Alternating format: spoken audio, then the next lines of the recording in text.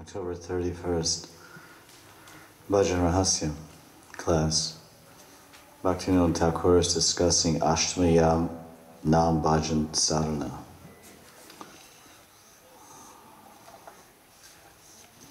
And there's a series of verses in this last section where he's describing how to develop prema. What are the most important instructions to develop Krishna prema?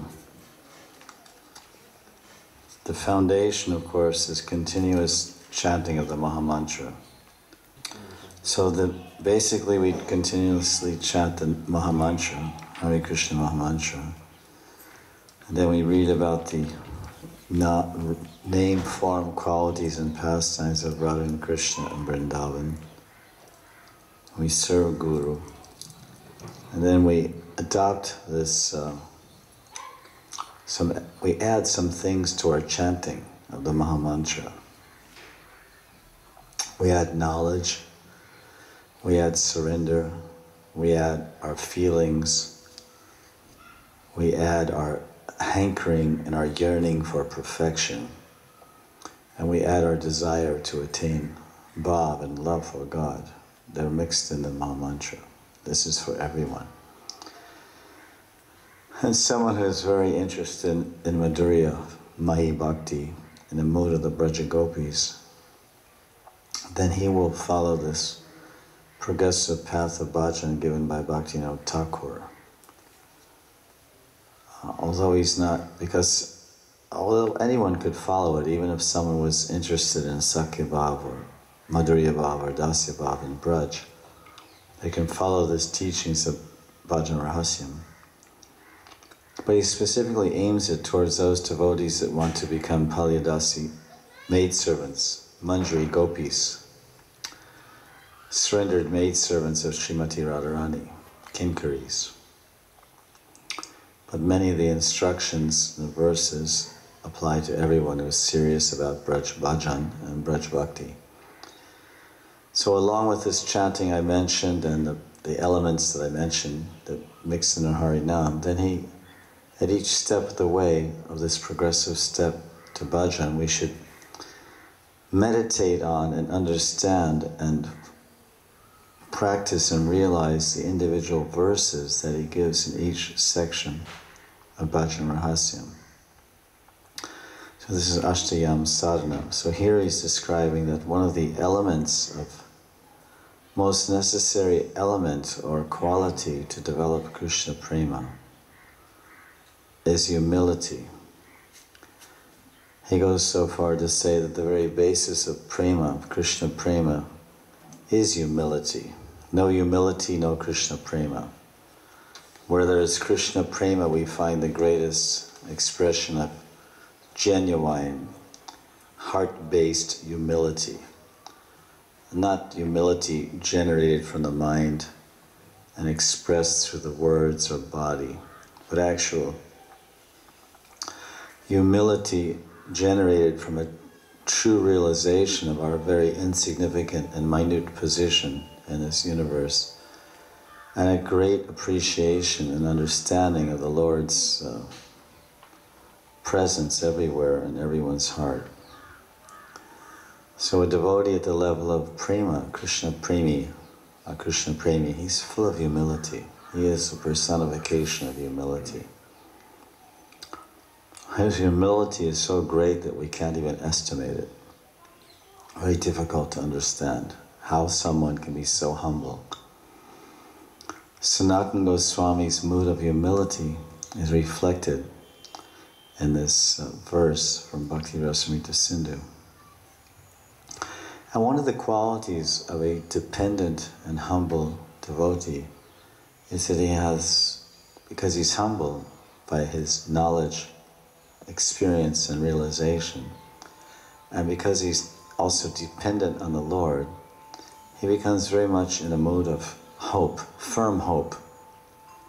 My Lord will save me, my Lord will help me, my Lord will carry what I lack and preserve what I have. Oh, I get up early under the order of Guru, and I try to study and chant under the order of Guru, because I have no steadiness. I have no strength of character, and I have no purity of heart, nor do I have attachment or ruchi to propel myself in these devotional activities, nor to sustain myself. But I do have the faith that it's good for me, and I want to surrender to the order of my spiritual master and engage in this way, although I find it very difficult.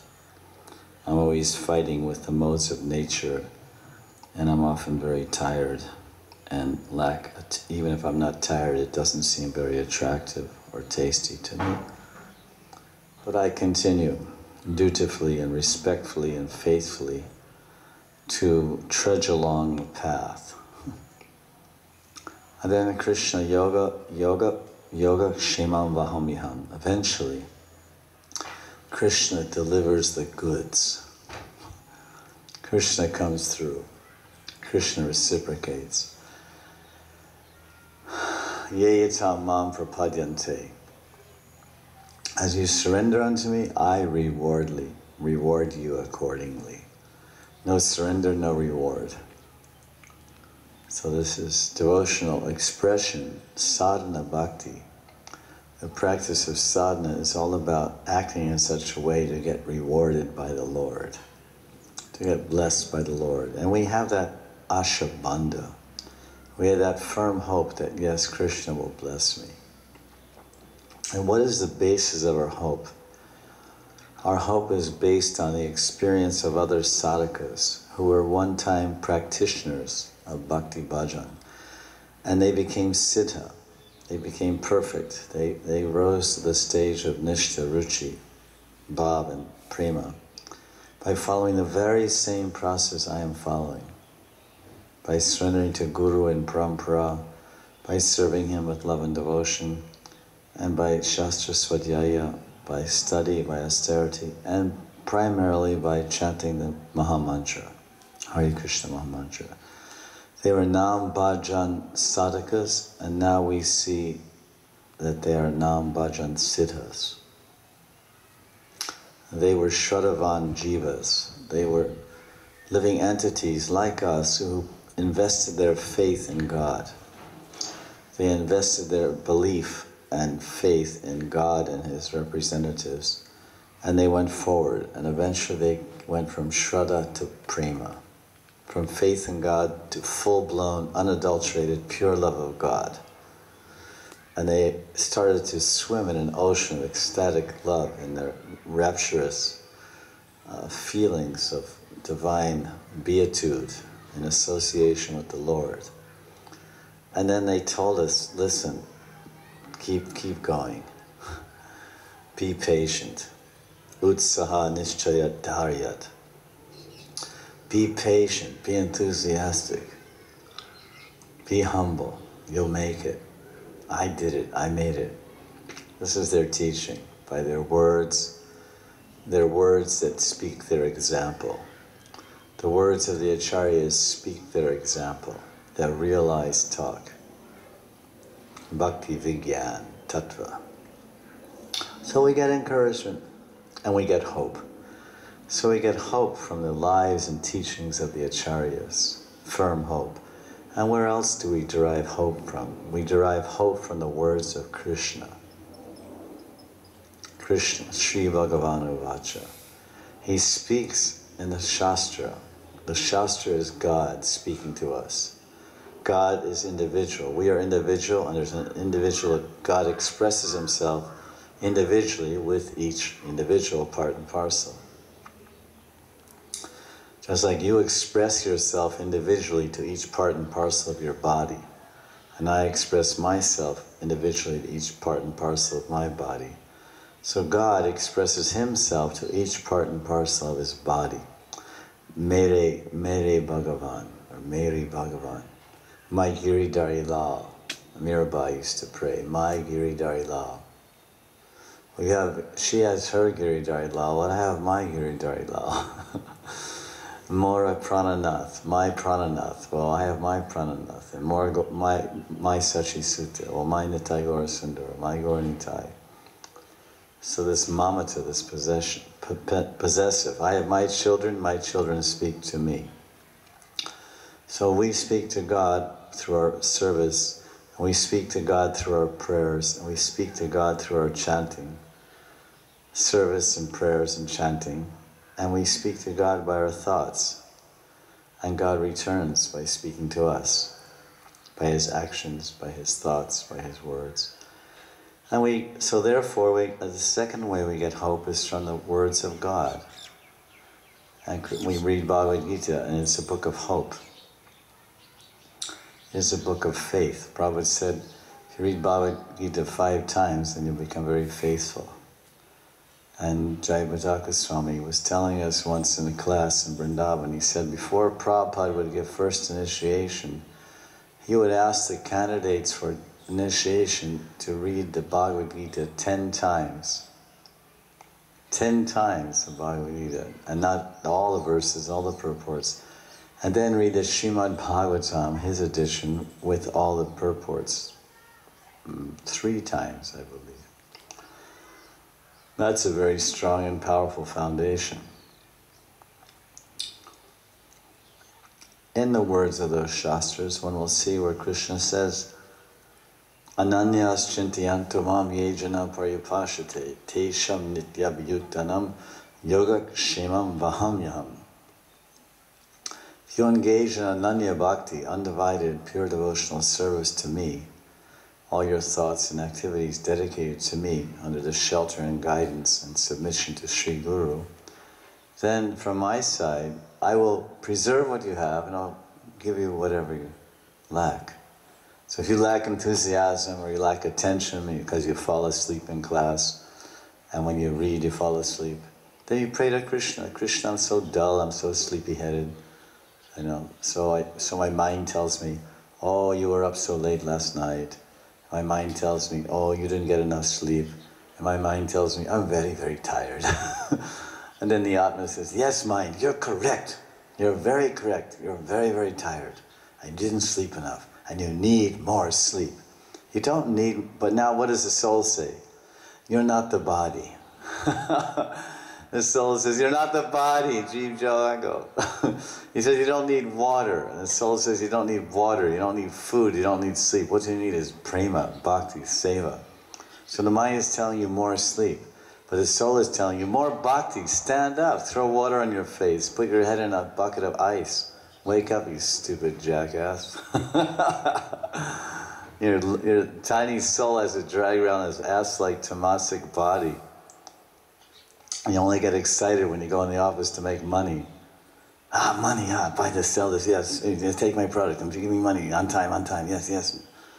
And then it comes to Bhakti Bhajan. No ruchi for Krishna, ruchi for Lakshmi. So transfer the ruchi for Lakshmi to ruchi for Radharani. So this, of course, this one who has bhav, he has a strong amount of ashabandha, very deep-rooted hope and faith in God. And because he has so many experiences, time and time again. Because if we're awake, then we can see what's happening. And if we're alert, then we can feel the presence of God. So as we come to the level of nishta, at the level of nishta, we can very easily perceive the presence of God. And that encourages our activities and gives us great enthusiasm. And then our hope increases. Oh, he's really there, and he's really helping me. And he's really opening so many doors and creating and removing so many obstacles and giving so many blessings and so much nourishment. It's amazing. This is an incredible friend I've made an alliance with. And he's special because he's all pervading and he's easy to find.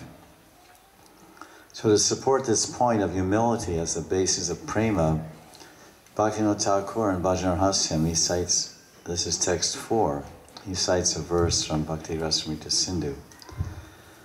First division, chapter 3, verse 35.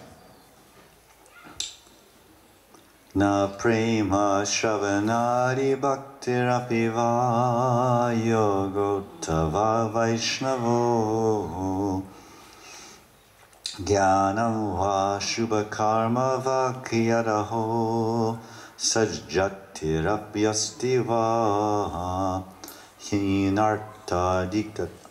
hinartadika sadike toyitatap yachedya mula sati He gopi janavallabha vyatayate hahad mad ashaiva mam mad asha hope, my hope, ma asha. Shruva Goswami Pad, he's saying here, my heart is devoid of prema for you, my Lord. I am not qualified to perform sadhana bhakti by hearing and chanting. I possess no knowledge, pious activities, or qualifications of a Vaishnava, nor have I taken birth in a high-class family, Brahmin, Kshatriya. I am therefore unqualified in every respect to take up this exalted path of bhakti. Oh, hey Gopi Jana Vallabha, hey Gopi Jana Vallabha, hey beloved Lord of the Gopis. Your mercy also falls upon the lowest of the low. This firm hope of attaining you is making me very anxious. The devotee in this verse is praying that I've seen in the history that the Lord is very favorable to even the lowest of people. And there's so many examples. The Lord even favors monkeys and animals and the most unqualified. And oftentimes there's bhajans in Hindi and songs. What knowledge did Hanuman have, and what beauty and qualities did Shabari have? There was some lady, some Shabara, some tribal woman in a jungle. She saw Ram and she had picked some fruits. So she says, Ram, sit down, I want to feed you. It was Ramachandra when he was wandering. So this Shabari is a class like Adivasi, a Shabari woman or girl, whatever. And so, Ram, please sit down, I want to feed you. So very simple-minded, not beautiful, Adivasi, no beauty, no knowledge. What beauty did she have? What knowledge did Hanuman have? So then she peeled the fruits, and then she wanted to make sure, was this one ripe? And she would eat one. Oh, that's not very sweet. And she put it down, and she'd eat another fruit. Oh, Ram, this is very nice. You try this one. It was very intimate, much more intimate than Vidura's wife, and Krishna went to Hastinapur, and she gave the banana. I mean, because she's Vidura's wife, and she's like a Brahmani or whatever, Vidura, I don't know, whatever. She was some kind of Vedic woman, and she understood the codes of etiquette. This is a very simple Aborigine woman, Shabari lady, and she said, oh, I have to make sure it's sweet. I can't, if it's not sweet, how will I know if it's sweet unless I eat it? Then she ate it. Then Ram, because her bhakti was so pure, she was so innocent and so sorrow, that he said, oh, very nice, he was eating. Totally ashud, this is the remnants of an Adivasi. Shabari Prasad, from her mouth, Uchishta. Very, he's a king, he's a Kshatriya. This is a total break of all morality, all rules of conduct, and practically sinful for a Vedic Kshatriya. God is eating the remnants of a jungle woman? Unbelievable. So this song goes on, and what maturity did Prahlad have to please the Lord, and then it goes on like this, all these different great bhaktas throughout history that were, whatever. So we take it, we zip it up into modern times, and we say, what purity did Jagai and Madai have to deserve the mercy of God? What fixation and sadhana bhajan did Jagai and Madai have to get the mercy of God? Like this. What purity of heart and desire? How much purity Jagai and Madai had to get awarded prema from Lord Chaitanya, Krishna Prema Pradayate. The answer is nothing. They had no qualification. They were rapists and robbers and drug pushers and drunkards and every terrible thing you could be. But Nitai and Gaur, they didn't care. Oh, so what? Here, give me your sins, Madhai. Don't be afraid. Give me your sins. Take this Krishna Prema. Oh, my Lord, no. I'm so fallen. I can't do that. Oh, you'll be so contaminated. You'll take my karma. You'll fall. You'll go to hell. Don't worry. Just chant. Give me your sins. And this way, by hearing these examples from history, we can understand that, yes, the Lord preserves carries what I lack and preserves what I have. Gita is the Gyan, Bhakti Gyan. And these stories from Puran, these are the Vigyan, Bhakti Vigyan, Shastra Vichar and Leela Vichar.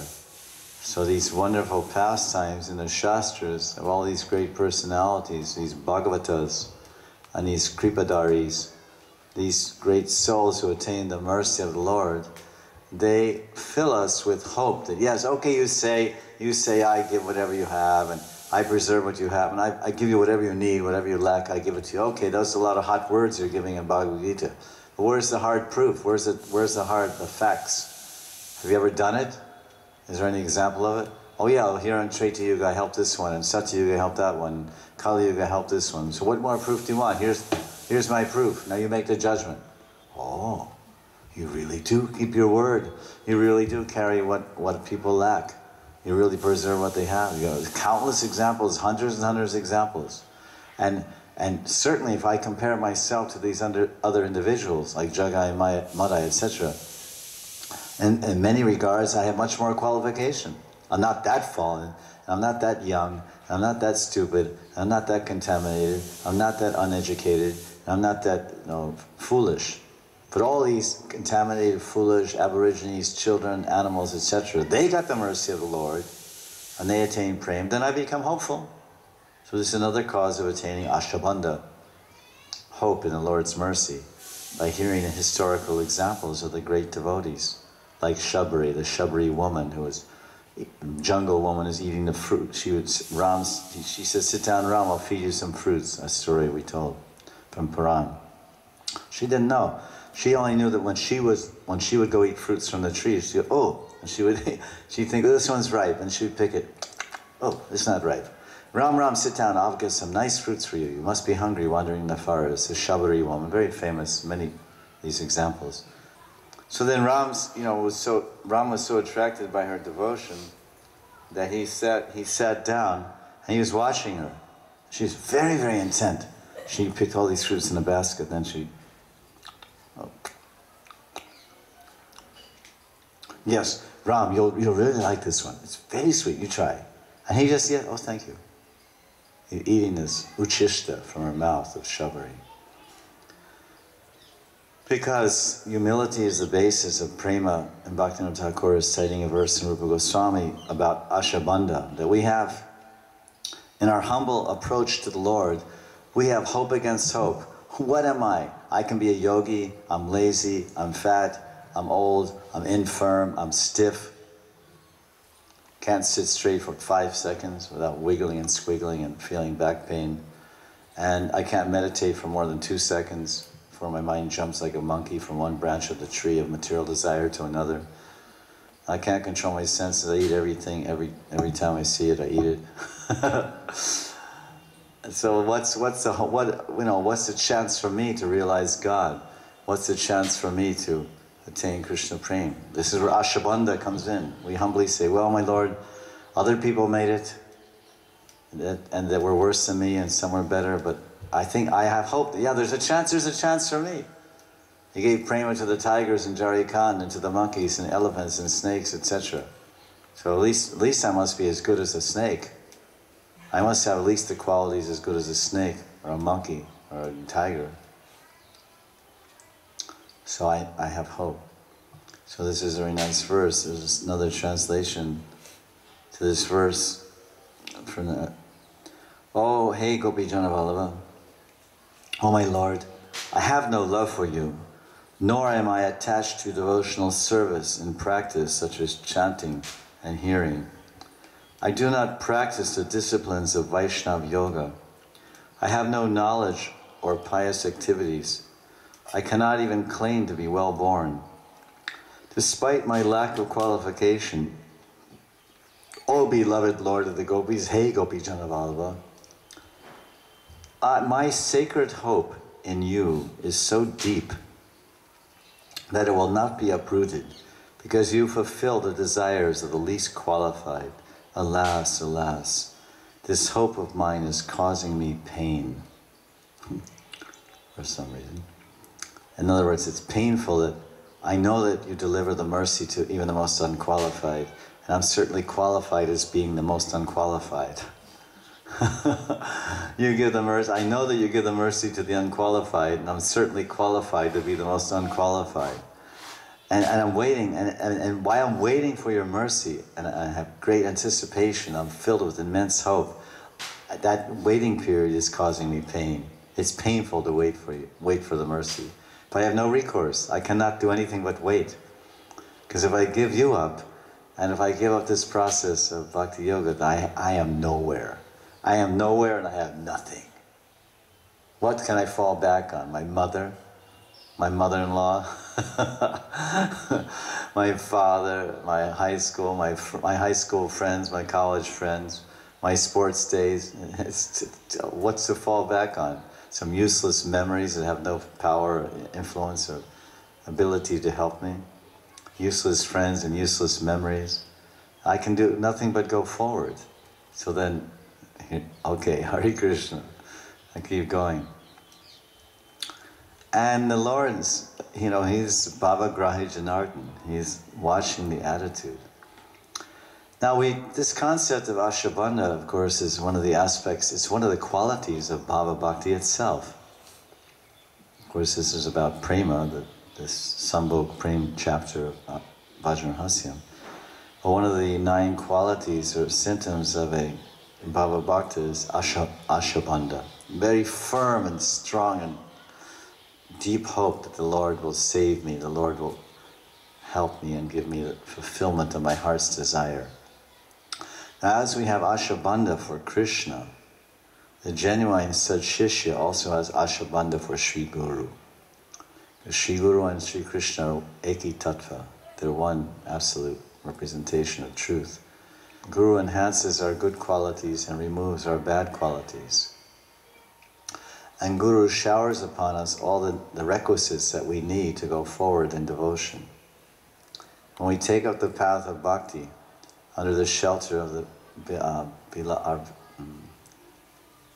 benign gurus, we are not steady, we are not pure-minded, we are not attached, we are not sincere.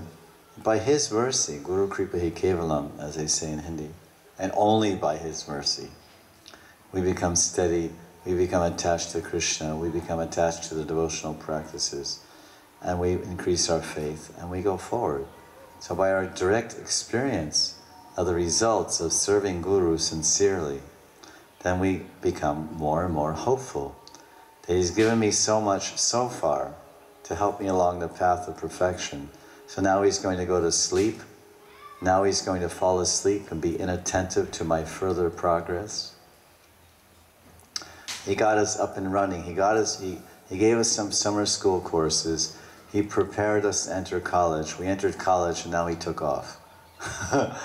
And now He's not going to give us any tuitions or any tutoring. He says, okay, you're in college, you're on your own now. It's not like that. In every class, in every semester, He's right there, right next to us. What are your questions? What are your dilemmas? What's the problem? Well, then the next point, the next challenge to one's faith is the disappearance of the Guru, the Guru's Tirobhav. Now what? Now at least I could go and ask Him questions. I could see Him, and just by seeing Him, I would get inspired, or hearing Him. So now He's apparently left me, at least my physical eyes. My physical eyes are telling me that my Guru has disappeared. But my intelligence is telling me, no, Guru never disappears. It's Akhanda Guru Tattva. There's never a break in the Guru Tattva. And the Guru is part of the Sat. He's Sat Guru. Sat. Sat Guru means eternal. His mercy is eternal. His presence is eternal. His teachings are eternal. So why am I thinking he's not here, or I can't see him, I can't find him? That's an impasse that we've created ourselves in a relationship.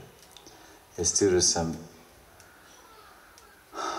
influence of ignorance or forgetfulness of who the Guru actually is and what the Guru actually is. And then when one reassesses the situation by deepening his knowledge of Guru Tattva and deepening his prayers and his tears crying out for the presence of the Lord, the presence of his Guru, then the Guru says, here I am, don't worry. You require this? Okay, I'll tell you. And I'll tell you more in the future. Hang in there. Don't give up the battle. So the Guru, so therefore the sincere sadhaka, who's genuinely trying to serve his Guru, then he also develops ashabandha. Although he's not a bhava bhakta, he's not on a level of bhava, but he develops firm hope that yes, my Guru will provide. He'll provide everything I need. Because everything is coming through Guru from Krishna. As we say, and we believe, that ashabandha means that Krishna will provide whatever I need, whatever I want. So how does he give it to us? Just like the state may be providing your necessities, and even giving you money if you're on retirement, what he called pension. It's coming from the government. But you don't go to the Prime Minister to get your pension check. You don't go to the Prime Minister and say, yes, I want my monthly pension check. Well, there's some department, some secretary, some person who's representing the government who delivers the money that is due to you or that you are meant to receive. He is the agent of the government. In the same way, the Guru is the agent of the mercy of God. So he's the one that he will deliver the goods, he will deliver the necessary qualities that you need and the necessary realizations that you require and the necessary encouragement that you need to go forward and deepen your bhakti and progress on the path of prema and attain the desired result, which is the eternal loving service of Radharani and the groves of Vrindavan. This is all Yasya Prasadat Bhagavat Prasado Yasya Prasada Nagati Gatopi. So Bhaktivinoda Thakur, he gives a very nice Bengali verse to summarize this shloka from Bhakti Rasamrita Sindhu, wherein Rupa Goswami is talking about humility as the basis of Prem Nam Bhajan. Prema is made of the utmost humility. That's the foundation of prema. Prema manifests humility. Prema manifests humility within the actions and lives of a Vaishnava. But then at the same time, it's a very curious point. Humility is also one of the building blocks of prema. And where does this begin? We begin building our house of prema with the first few blocks of the foundation. The first few bricks or blocks of the foundation of the house of prema are humility. And that begins when you surrender to Guru and he starts smashing you. And the Guru may send his representative if you live in a temple, then you get downline smashing by the temple commander. On behalf of Prabhupada, I would say sordid or assorted, if you know English. They're more like sordid. Assorted temple commanders thoroughly bashed me into submission and made sure that when they delivered me to Prabhupada's lotus feet, I was really humble, at least enough to get initiated. So they say that, like they have these movies, The Exterminator. something about these these kind of macho movies, the Exterminator, Rambo, and big machine gun, he shoots everybody. So the temple commander, sometimes we would call him the Exterminator, because we would come before the temple commander with our false ego, like big, really big, inflated, like covering every square inch of our mortal frame. And we would challenge the Exterminator, say, listen. And then the Exterminator would say, oh yeah, and shoot us to bits. Oh, dasosmi, das, anadas. Hey Prabhu, aham brahmasmi. I have 104 fever, I'm dying. Get up, go to Mangalarti, wash the dishes. You're not the body, you're a servant of Krishna. Jivara Sarupaya Krishna Nityadas. Get up. Yes, sir. So of course, that's when you really get the mercy. If you really know if you want to see whether you've gotten the mercy of Krishna, look around and see if you're under the control of a temple commander. If you're not under the subjugation of a temple commander, then you're not getting the mercy. If you have a direct line to the guru, then it's all, very much reduced and smoothed out and sweetened out and made very, and even then some people, they can't bear, a crack or a slap from guru. They go, ooh. And they run in their hole and put their tail between their legs and go back to their mother or something. But humble we must become by life's experience, which is a slow way of learning. Because life as a teacher is very slow teacher, very slow. Life after life after life. Life is giving the same teaching, and the jiva is not hearing it, he's not hearing it, he's not hearing it. So life teachings don't work. They say the school of hard knocks, but no one opens the door. They have an expression. They say, where did you go to school? You seem very wise. You seem to know about the world. He said, I have a degree from the school of hard knocks. And he said, I got knocked around. Maya's knocked me this way and that way, and I learned how to take care of myself and cry out to God. The school of hard knocks. So that teaching comes very slow.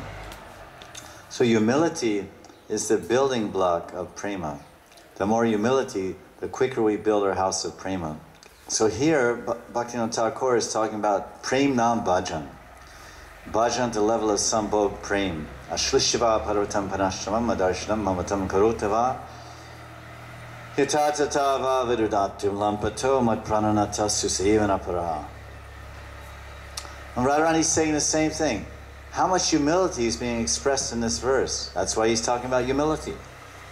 The verse is about sambhog prema, Krishna prema pamartha mahan. And that is our sadhya, our destiny is prema, Krishna prema, the pure loving service of Radha and Krishna and Vrindavan.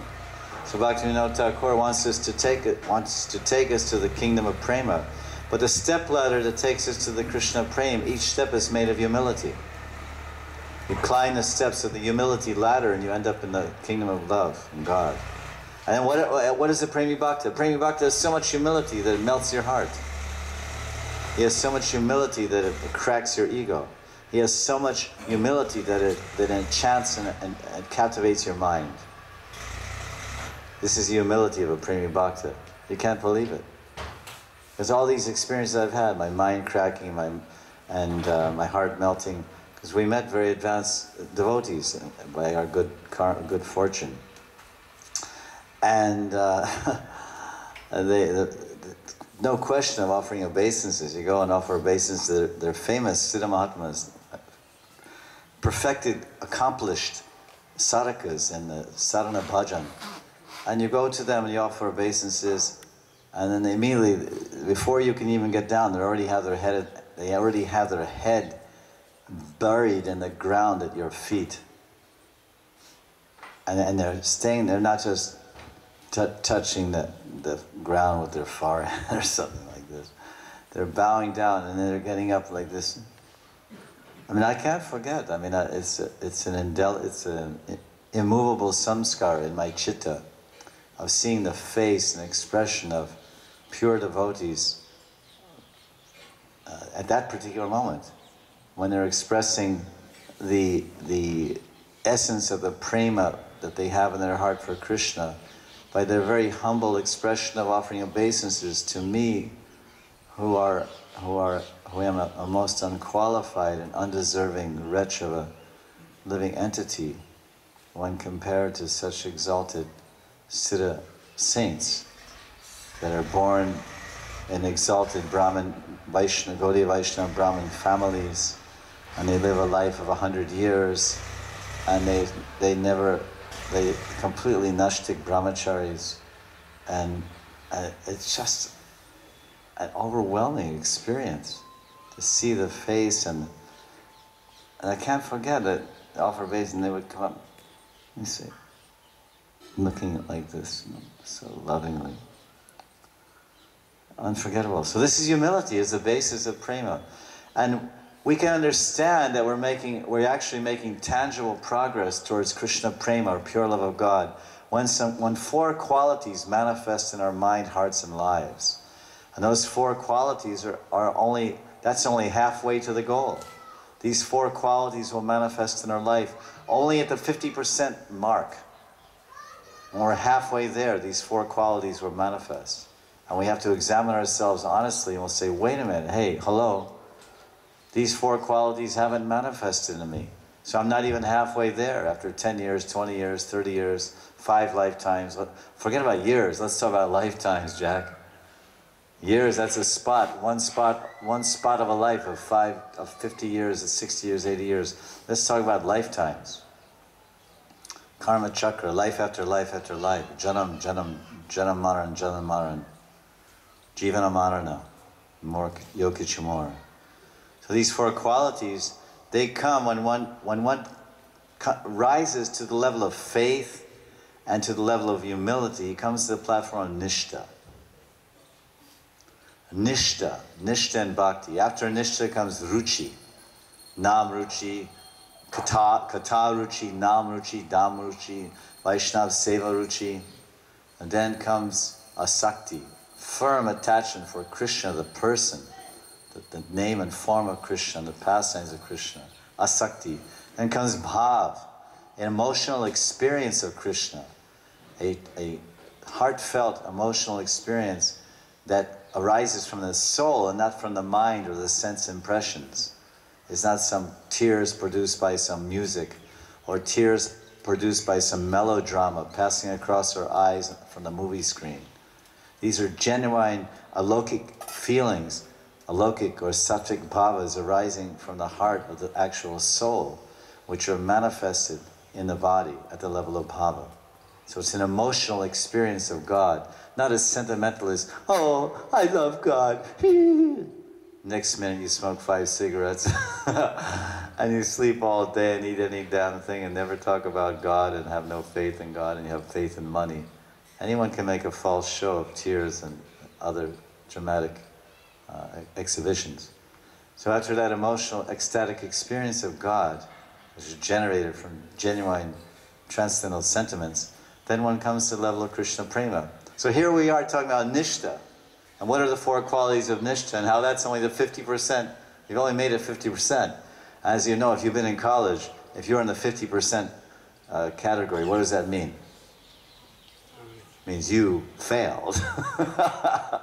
You're out. It means you didn't make it. You flunk, you're booted out. You have to become at least 70% or something like that.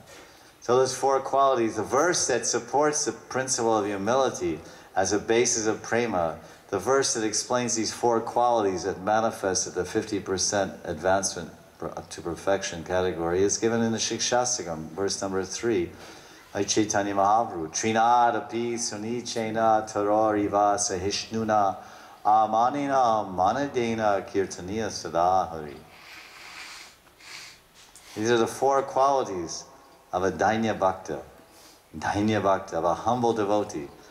Someone who has these four qualities, he's made it. He's 50% there. Not bad. What are those four qualities? He's more tolerant than a tree. More humble than a blade of grass. Trina adapi. A trina means blade of grass. He's more humble than a blade of grass, more tolerant than a tree.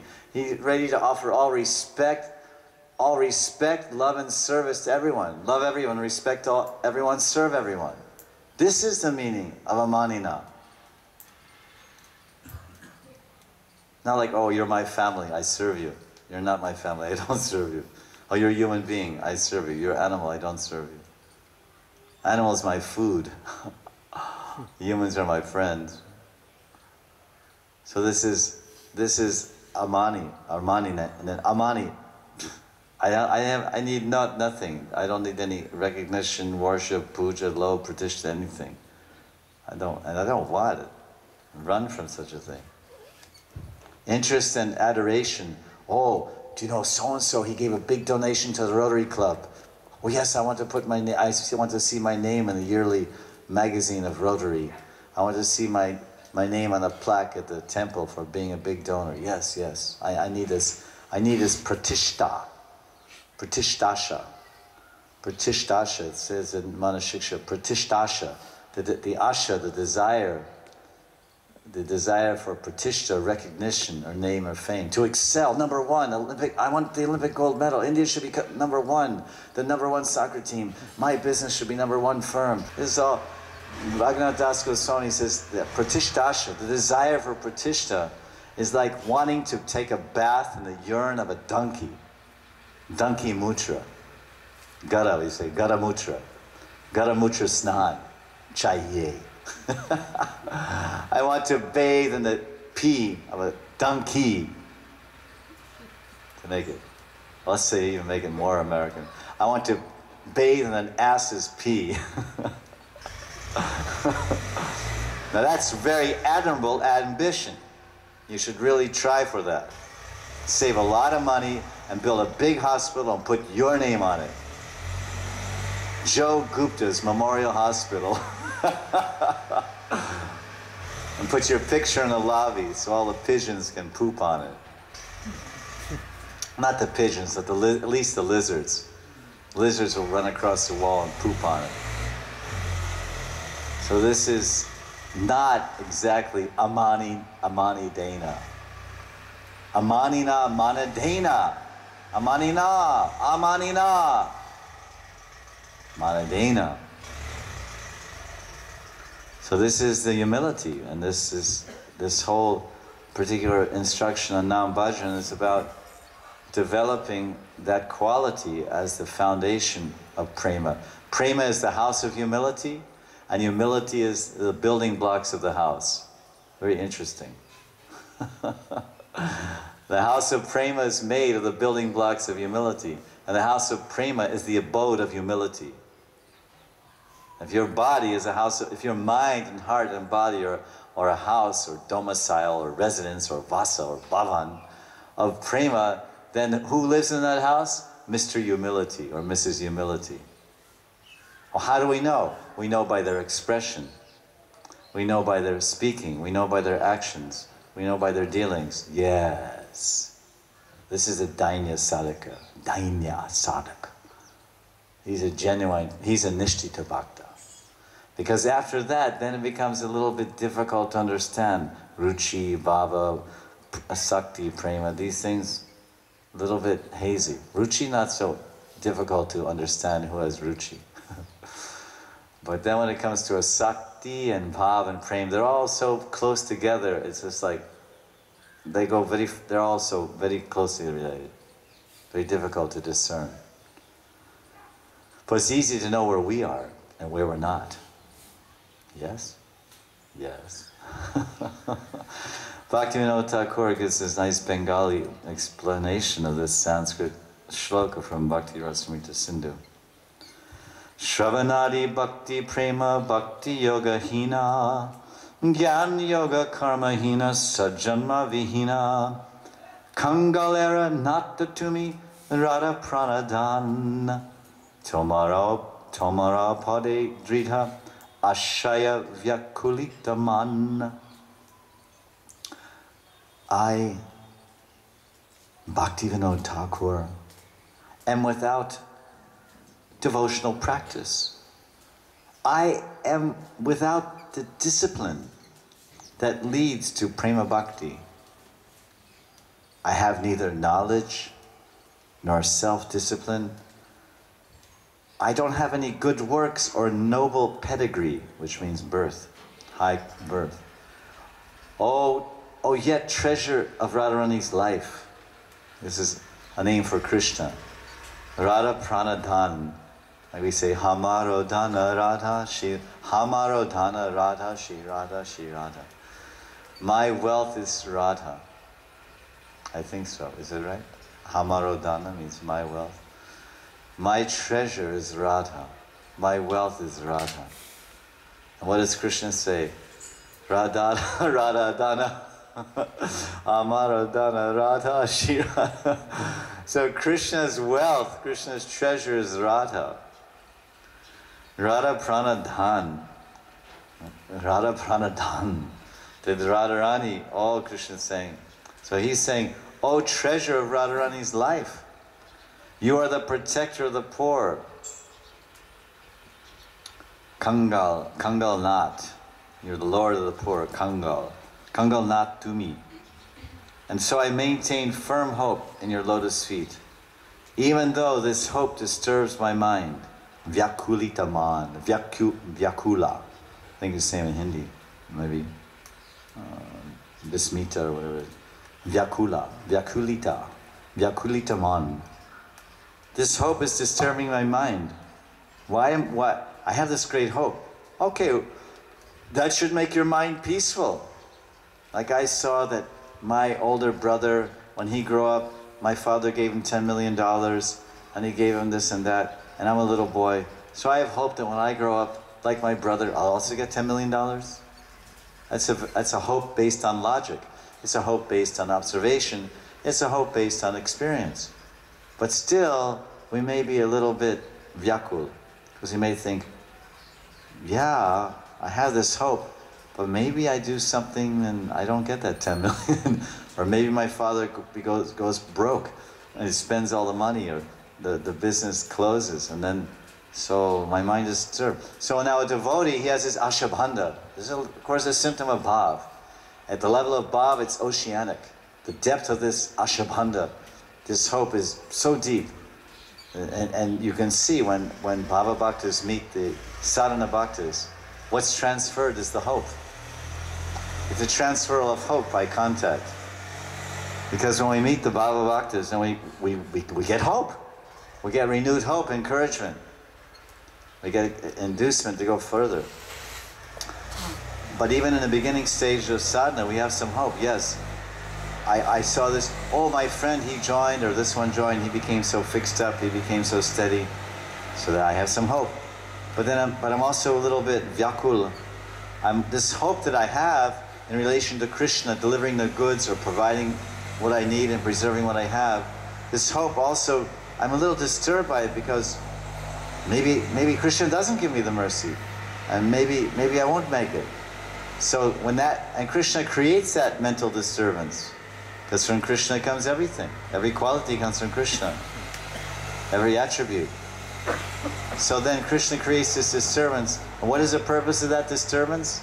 To make us more humble.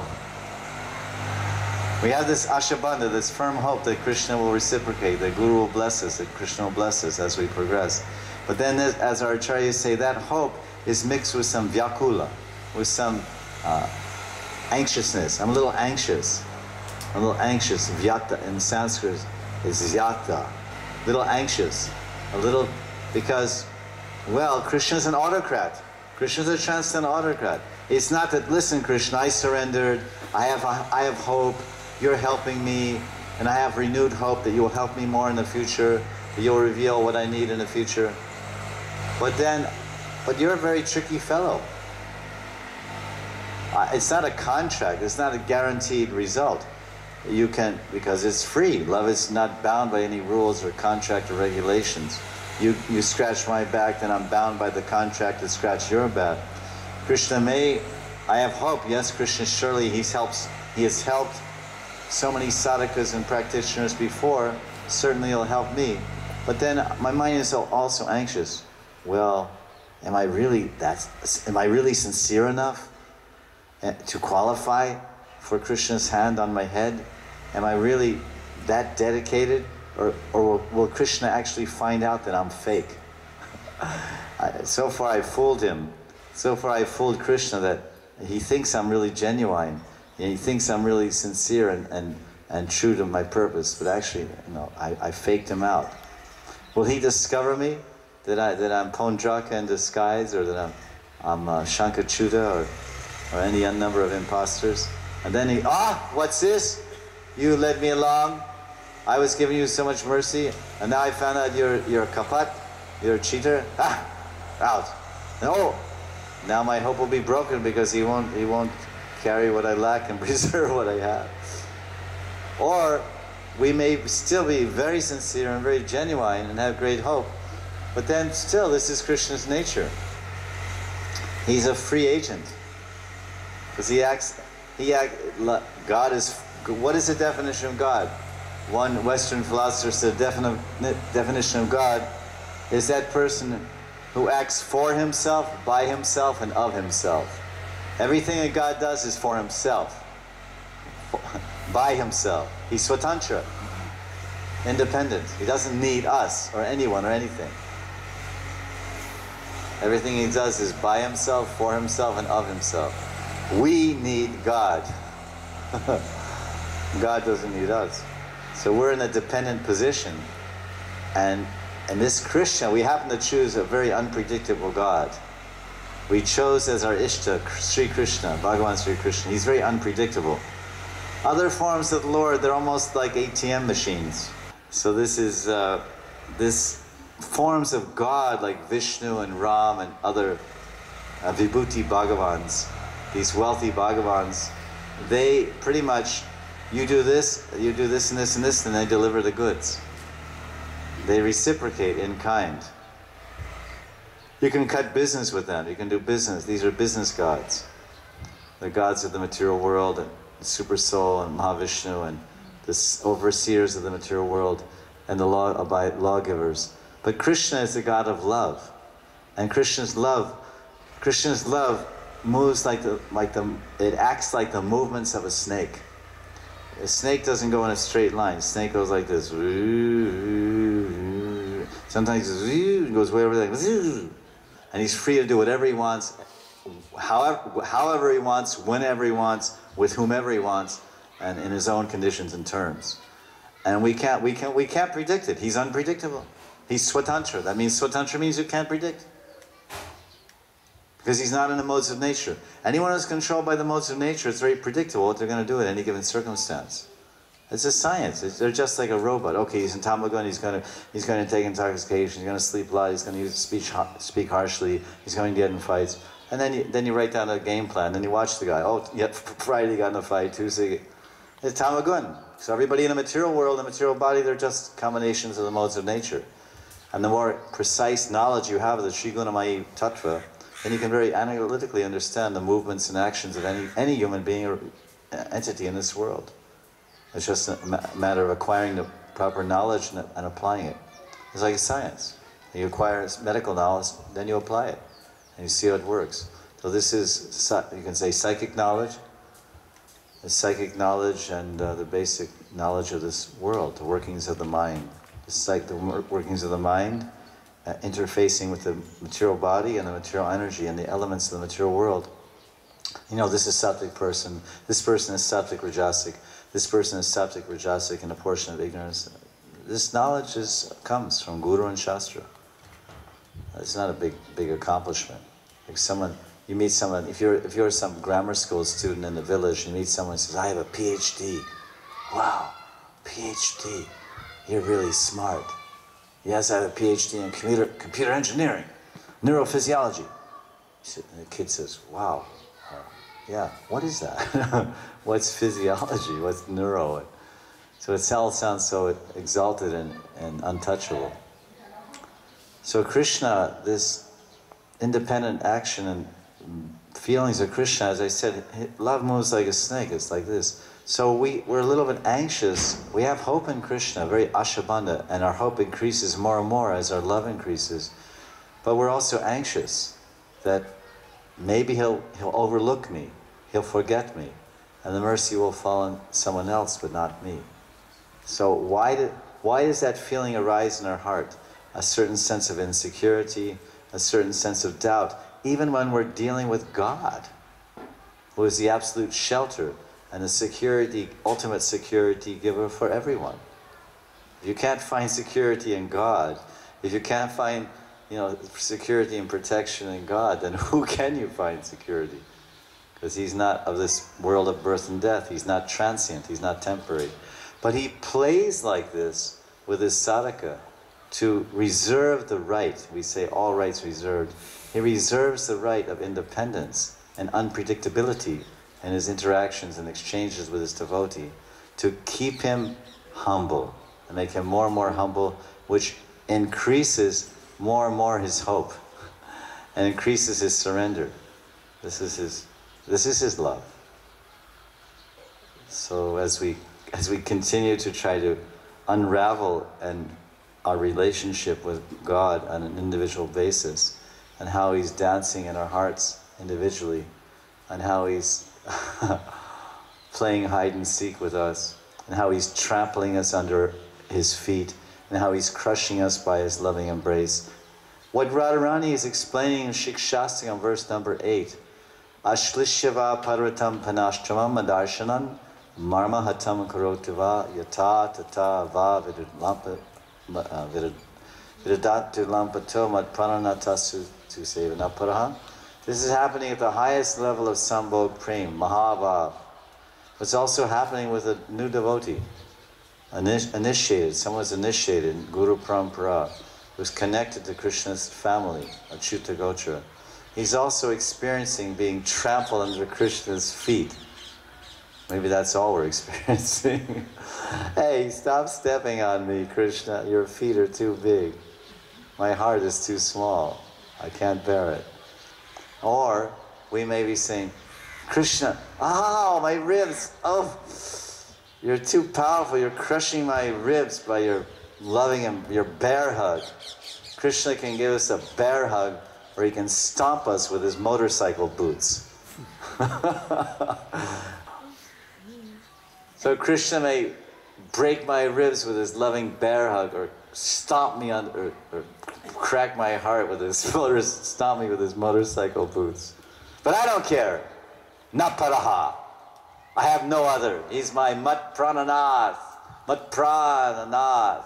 He is the Lord of my Pancha Pran, my life heirs.